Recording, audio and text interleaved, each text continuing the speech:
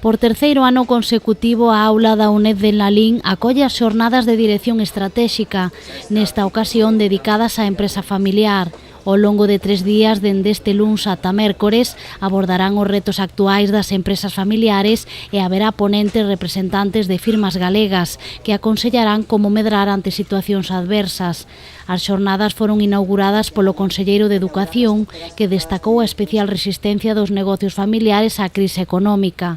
As empresas familiares están chamadas a ser un dos eixos de resistencia fronte á crise, e non só por a elevada porcentaxe que representan sobre o total do número de empresas, senón tamén porque son responsables dunha porcentaxe elevada de creación de novos postos de traballo no noso país. Vázquez Abad defendeu tamén a formación como un instrumento máis para reforzarse ante unha crise económica mundial que recoñeceu está superando os momentos máis críticos. Neste senso advirtiu que serán necesarias reformas estruturais urxentes e unha maior contención do gasto público.